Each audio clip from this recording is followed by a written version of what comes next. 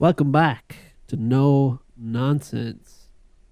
Bad news, folks. It is another solo pod. 2 weeks in a row. Can you believe it? It's flipped this time. I'm taking the reins. Last week, Cottle took the reins while I was away at the Riyadh Mahrez Podcast Festival. Or should I say the Riyadh Podcast Festival. We wanted to change the name. We suggested the Riyadh Mahrez Podcast Festival, but they wouldn't. As I'm sure you heard all this last week from Cottle's intro, where he said where I was. So yeah, it's solo pod again this week. Don't worry, me and Cottle have not fallen out. I know that is probably what it seems like, that we are now, I don't know, having joint custody of the pod. I get it one week, he gets it the next week. We share it at weekends sometimes. No, that is not the case. It's just the way the schedule worked out, where we had to go back to back solo pods. But we should be back next week. Cottle is away, like I said, this week. He is not at the Riyadh Podcast Festival. Cottle's actually in a bit of trouble. Yeah, he's been found guilty of a crime which he did not commit. And he's currently serving time. Yeah, not good. Not a good situation. Things really turned around the last few days for Cottle for this to all unfold. But I've been talking to him, his one phone call a day. And he's handling it pretty well. He's made some friends on the yard, I think. He mentioned some older inmate who's kind of a elderly man who's been on the yard a long time, and he's been giving him some words of wisdom to that relate both to how to survive in prison, but also more importantly lessons in life that he will take when he leaves the prison. And that should be soon enough. He was telling me he's been working on a tunnel. He's been digging it out behind a poster. He's been using the poster obviously to hide the tunnel from the wardens. But he said he's making good progress on that. Helps him clear the head as well. A bit of digging at the end of the day. Get over the crime that he is wrongfully accused of.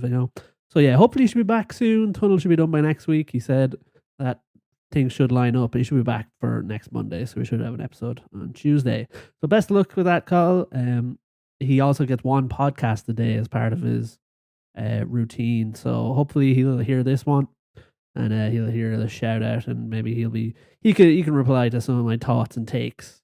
We're going to get right into the thoughts and the takes now, starting with, my God, it's shifting. There's a vibe shift, folks.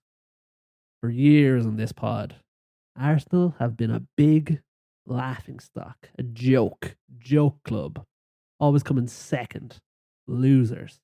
Arteta, weirdo, idiot. His hair is too straight. Anything you can throw at them, it has been thrown at them. But something happened this weekend, folks. I saw a clip going around. You might have seen it. So we might be watching the game.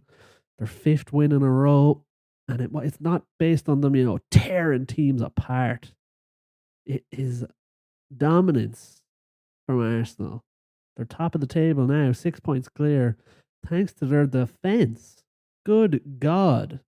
One shot on target against them in the whole of October, and it looks like that's going to continue. They are unbelievable. I'm sure everyone saw the clip that I just mentioned there going around of the Arsenal defence bursting back into position. All bursting a gut to get back and stop a counter-attack from Burnley. In the 92nd minute, 93rd minute, they're already 2 goals up. But they want the clean sheet. That's what they want. And it's that tried and tested cliche everyone knows. Alex Ferguson said it, I think. Where goals win games, but defence wins championships. Defence wins leagues. And unfortunately, it looks like Arsenal have it. It's all clicked. It's clicking this year. And as the weeks go on, I know it's early doors, and I think they were 6 points clear at Christmas 3 seasons ago. So, look, there's a long way to go. Still, as Cottle mentioned, we're only 15 minutes into a game in terms of the season. But I don't know. It's just, they're so solid. There's not a sniff of a team managing to put a few goals by them, I think. And I don't see that changing. I mean, it's one thing when you're, say, City and Haaland is banging in goals every game. Banging them in non-stop. Just Haaland, though. All Haaland, but he is doing it. But, I mean, an injury to him, it's all over. No one, is Doku going to score? No. Foden, give over. That was years ago he was doing that. Although I think he scored a few this year. But they're just not the team they used to be. Liverpool obviously aren't either. Chelsea look fine, but I mean, Arsenal, it feels like, are the only good team in the league that could do it all and do it all successfully and consistently. And I don't know, it is starting to feel like this is the year. It's happening. Similar to when Liverpool absolutely crushed the league when they won in the COVID year. But I mean, the COVID nearly threw it off, and I kind of did.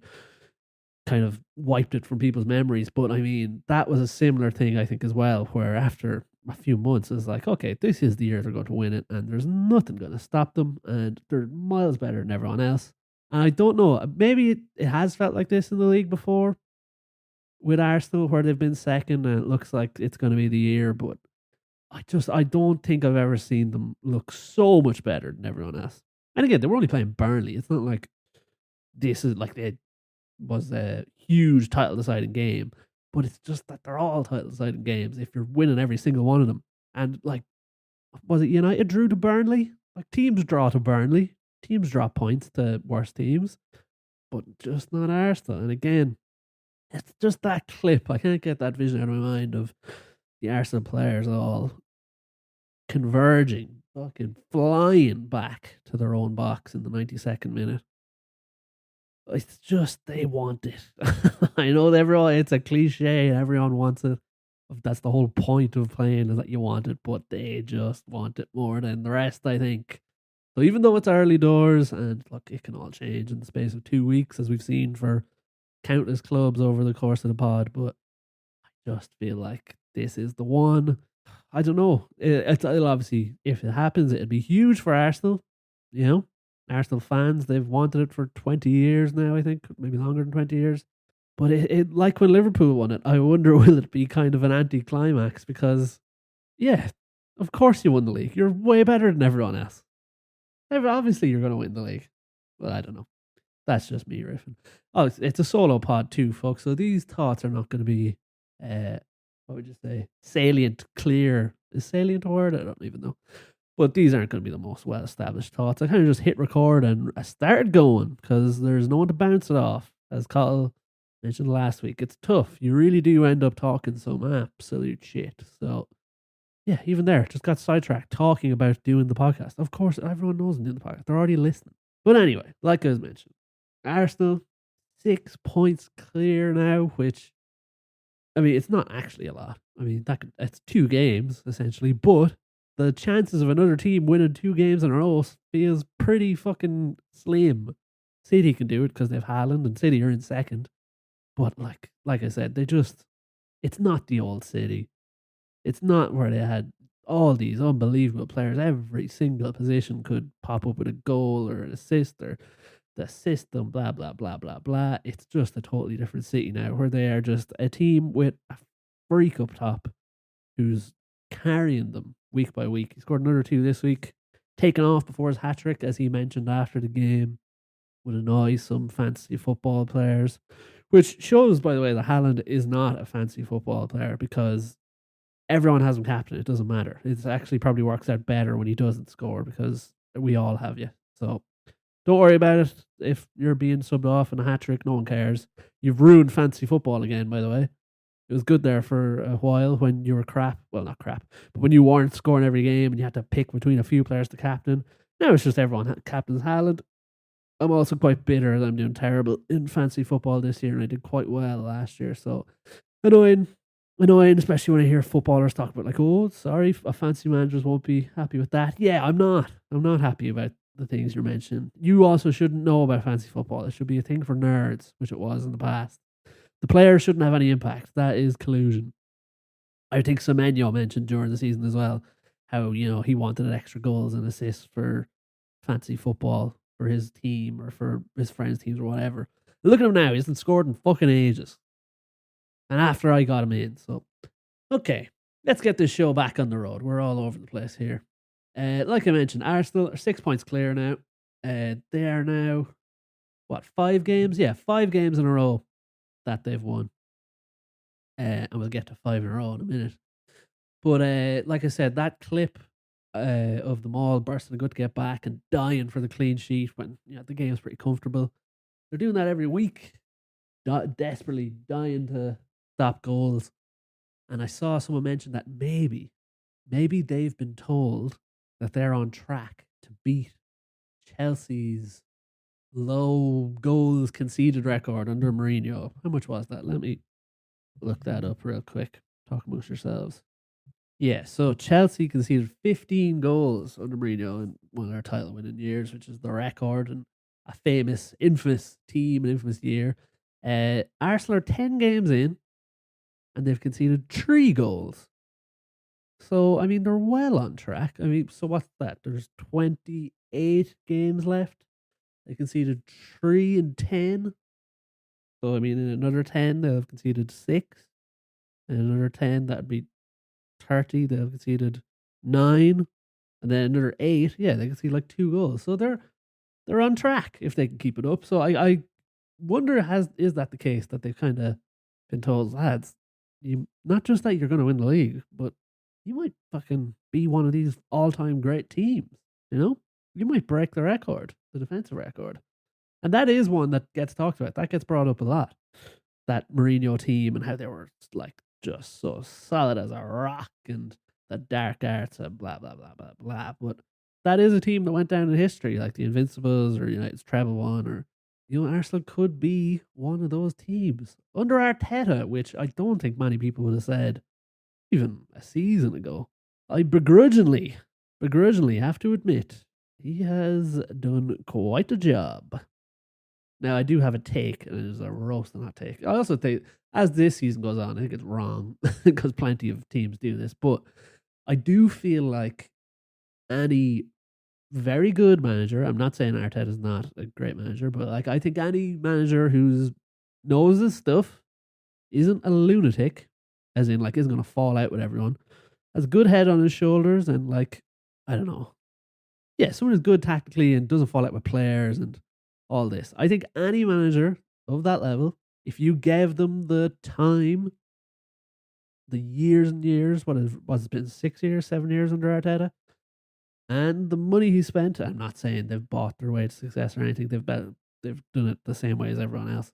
But I think just Arteta surviving some spells that probably wouldn't have been survived by managers at other clubs has led to this. Yeah, I mean, they're amazing. They're a great team. They're far and away, I think, the best team in the league. And I think not any manager. I think a lot of managers could do similar with the time and resources if they're given it to them. But not all the clubs are willing to be as patient, as we know. And fair play to Arsenal, they've stuck it out. Arteta's stuck it out, obviously. But yeah, it is paying dividends, and they are looking like champions, I think, which I've said 1,000 times already.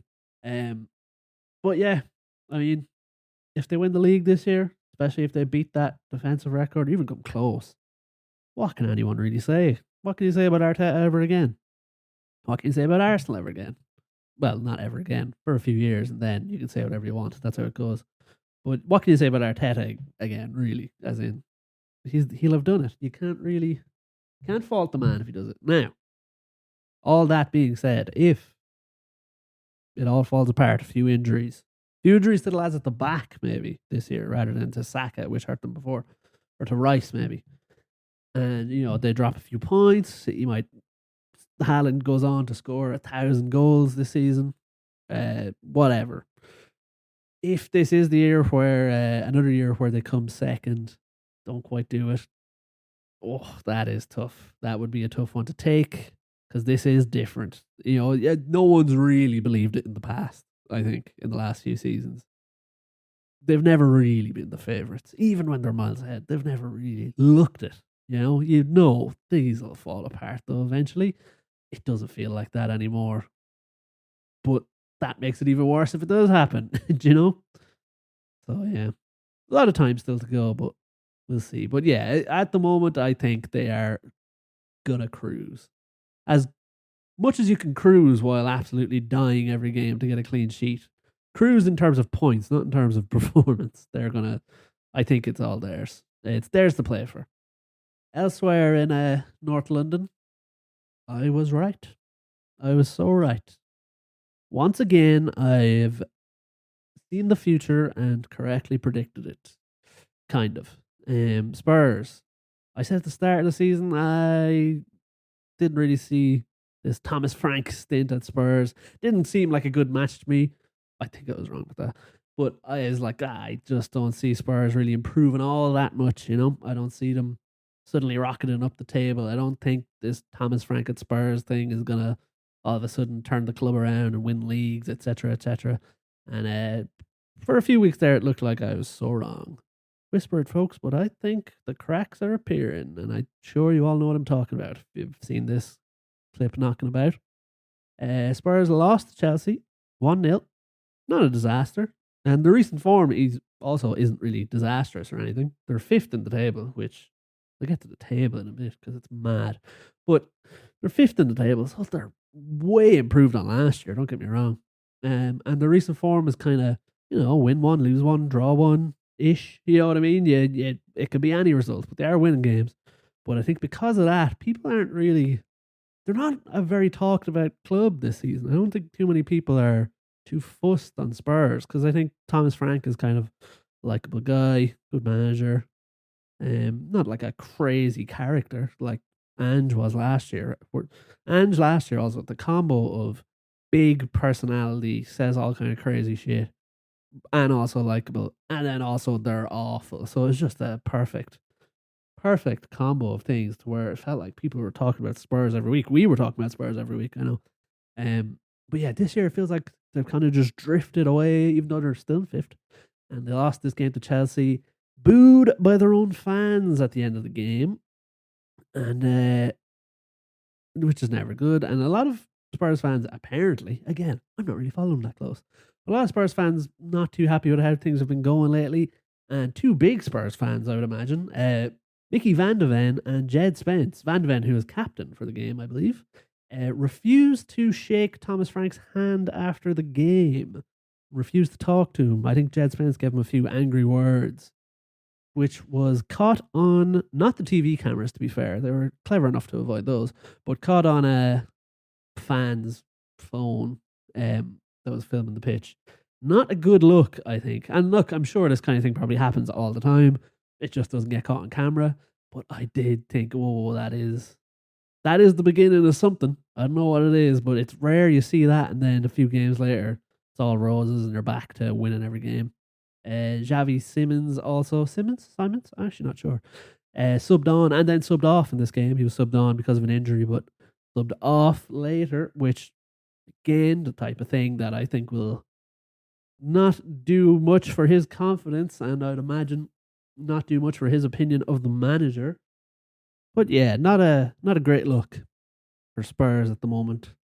Thomas Frank has since come out and said that Van de Ven and Spence apologised in private after the incident. So, I mean, look, maybe it's all behind them and they'll move on, but I don't know. Feels like things aren't going too smoothly over there. I think once the fans start booing, things start unraveling. Again, where you have your captain of the day refusing to talk to the manager and openly putting his hand up being like, fuck off, don't talk to me. So yeah, not going well there. But I'm sure, look, water under the bridge, they apologised. Probably for the best. I think you kind of have to bench them otherwise. So we'll see where Spurs go from now. But like I said, they're in fifth, so all is well. They're doing okay. But the table is weird. The table is very odd at the moment. Liverpool currently in third, I think. Liverpool have lost 4 games this season out of 10, and they're third in the league. That doesn't sound right. How is that possible? But yeah, they won this week. They beat Aston Villa. Incredible performance from Aston Villa and Unai Emery in particular. Arne Slot spent weeks talking about the long ball, how Liverpool have no answer for it. He openly said, we cannot play against that. I don't know what to do when teams do that. It's why we lose every week. One team didn't do it at Frankfurt, and they got absolutely hammered. And after the game, Arne Slot said, see, that's what happens when we play against a team who doesn't play it long against us. We can just piss at them, or piss through them. Piss at them is a bit rude. But yeah, they hammered Frankfurt. Arne Slot made a big deal of it. So, they come to Aston Villa. come to Villa Park, or maybe it was in Anfield. But anyway, they come up against Aston Villa. What does Unai Emery decide? He tries to get a bit too clever. Tries to double bluff Arne Slot. Maybe this is a game from Arne Slot, Fool me into playing the long ball against him, and he is the perfect answer for it. But not today, Arnie. We're going to arse around at the back and let you press us, just like you did last season when you won the league, and like you did in every game you've won this season. Incredible. Liverpool win 2-0. One of the goals, literally, worth seeking out, especially with the context of Arne Slot saying this is what they want to do, and when you play along, they can't do this. One of the goals was Aston Villa pissing it around at the back, arsing around at the back, and to give the ball directly to Salah. He scores, and all the Aston Villa players throw their hands in the air like, damn it, how did they do that? How are they so clever as to stop us from literally every pass they did at the back barely came off. It was ridiculous. We're past this, lads. We're lumping it long now. We're doing long throws. We're wasting time. We're kicking people. None of this ticky-taka at the back stuff anymore. That's old news. That's 2022. Man City aren't doing it anymore. Why are you doing it? It doesn't work for anyone anymore. It's been figured out. You just kick it over everyone's heads to your big lump at the top. Good result, though, for Liverpool. Again, third. I don't know how. I can't imagine they'll go on a winning run now. Because, again, Aston Villa played right into their hands. If they didn't, could have been a different game. So, I don't think this is a case of Liverpool getting their mojo back or Salah getting his mojo back. This seemed very much like Aston Villa did the thing Arne Slot was giving out that teams weren't doing anymore. Good result, though. And, of course, I'm not going to let an episode go by without talking about Man United, although not much to talk about, really. On the pitch, it was a 2-2 draw. They played well to get 2-0 up. And the lapse in concentration, they were 1-0 up. Lapse in concentration, they were 2-1 down within like 2 minutes. Seen it a million times under Man United. But a bit of fight. They came back. A great goal from Ahmad near the end. Unbelievable, like volley, half volley kind of, to make it 2-2. And then they were unlucky not to get a third as well. A goal line clearance from Murillo. I'm not sure how to pronounce that. For Nottingham Forest. So a game ended 2-2. Look, last few games, 3 wins and a draw. That is some turnaround from last season. We hadn't won 2 games in a row under Amorim up until a few weeks ago. But yeah, 3 wins and a draw. But things have changed because of one big-haired guy. Cottle talked about him last week. What does he do if Man United win 5 in a row? He's probably hoping they don't. Well, it happened. They drew. So back to 0. He carries on. And the tide has turned. It was a funny little thing for a while. I think some people still think it's quite funny. But the United fans in particular, especially the really angry kind of bald Man United fans on the internet, which is funny, they are not happy with this anymore. They've had enough of it. They're sick of it. Because look, they're going well now, 3 wins on the bounce and a draw. Things have looked to have turned a bit of a corner. Even against, in that Nottingham Forest game, a bit of a lapse in concentration, but they're probably the better team over the full game. And again, like I said, unlucky to not get the third. But there's a new standard now. 5 wins in a row. That's all that matters. Until you can do that, you're still laughing stock Man United. And you've got a big haired guy walking around who's making a mockery of you. Because as long as his hair is huge, people think you're shit. That's what it feels like now to Man United fans. And I mean, look, he has 5 more games again. To be fair to him, when he set up this 5 games before I cut my hair challenge, or 5 wins in a row, they were in like 4 different competitions. I think they had only recently gone 5 games, or had only recently won 5 games in a row before he did it. So, not impossible. But now, you're only in the Premier League. You're knocked out of the Carabao. You're not in Europe. FA Cup will come around soon, but they might get knocked out of that. 1 game a week. It's going to be hard to win 5 games in a row. And it's going to be like this every time. People are looking 5 games ahead now. When they won 2 in a row, people were talking about, hey, they could beat Nottingham Forest. They could beat Tottenham, Or sorry, when they won 3 in a row. Like Nottingham Forest, Tottenham, yeah, this is it. He's getting his haircut. 5 wins in a row for Amorim. Wow, what a turnaround. 3 wins and a draw. That's not as good. So that's over. So we're wrong now. It's just, like, again, like I said earlier, Arsenal won 5 games in a row in the Premier League. Arsenal are so much better than Man United. It's going to be impossible to win 5 games in a row. He's not cutting his hair until they're back in, the Conference League maybe next year if they finish 7th, which I could see, or even the Europa League. And then, you can get a string of Carabao Cup games. You get a nice run of fixtures. It can happen. But until then, it's going to be hard. And there's just this huge mountain pressure with every game they win now. Is he going to get his hair cut? Man United fans, like I've seen on the internet, hate this guy now. He is everything wrong with the last few years of Man United, it feels like. He is like the last holdover of the Ten Hag era. He is a reminder of the Grimsby games and stuff. That's what he's like, a big shadow, big hairy shadow looming over Old Trafford. Which we did see, to be fair, a few weeks ago when he went to a game and some old man immediately tried to pull the hair off his head. But yeah, so not quite 5 wins in a row for Man United. We start from scratch again, but they're looking better. And look, that was a game they probably would have lost last season. They play well, they're looking good. Cunha and Boomer look good. Sesko didn't have a great game. And I saw Gary Neville saying he wants more out of an €80 million striker. We're over this. They're all bad. Everyone were bad except for like one of them. So yeah, I don't know. I think they're looking better, and they'll win 5 games in a row eventually. But I don't know if it's going to be this season, because you have to win 5 Premier League games in a row. Very difficult to do if you are not the best team in the league, which they're nowhere near. And yeah, is that everything? Apologies now for the rambling on this episode. I'm kind of all over the place, just dumping my brain into the microphone with no one to interrupt me or say, "Well, that's bollocks," which happens in a podcast. So let me have a quick look. What else do I have in my notes? Did I have? Yeah, did that. Yeah, did that. I think that's everything for now. Again, second solo pod in a week, or in 2 weeks. But we're back to normal schedule next week, folks. Cottle should be out of his tunnel should be finished. Whatever the bit was. Shawshank Redemption should be done. He'll be back on the pod. And we'll be back to normal, back to a regular schedule. 2 of us talking live from the No Nonsense Towers, high above Carlow Town. Remember that? Remember that bit? But yeah, we'll be back soon, properly.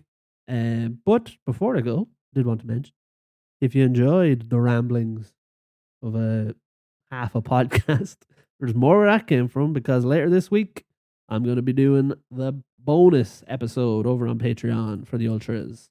Let me just quickly look up, is there a Champions League this week? Yes, there is. So I'll be talking about that. Liverpool Madrid is tomorrow.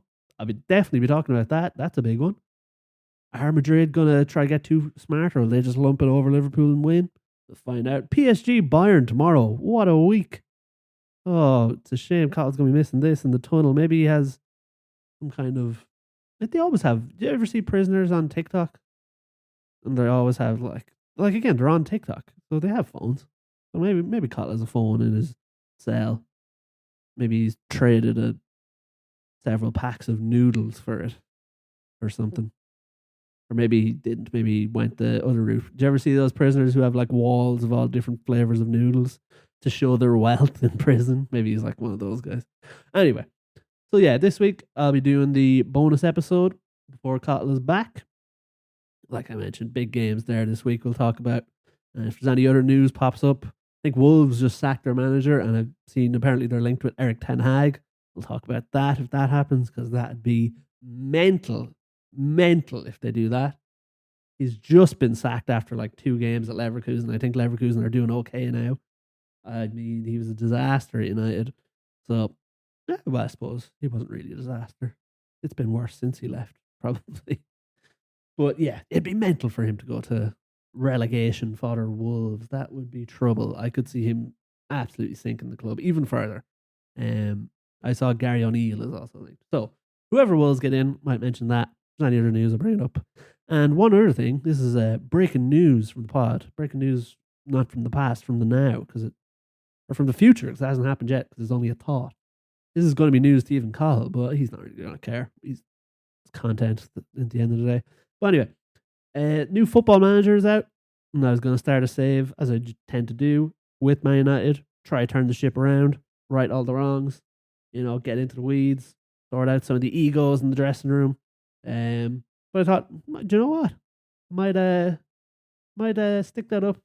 What am I trying to say? I might record that, stick it up as a little series on the Patreon, little video series. If you want to see me messing around on the new Football Manager, try and turn Man United around, see how it goes. That might be up there soon. It might not also. It's more a thought. But who knows? You might see that if you sign up, as well as the bonus episodes. But yeah, I'm going to stop this now. I've been going for way too long. This may be the worst episode in the history of the pod. Definitely the most rambly.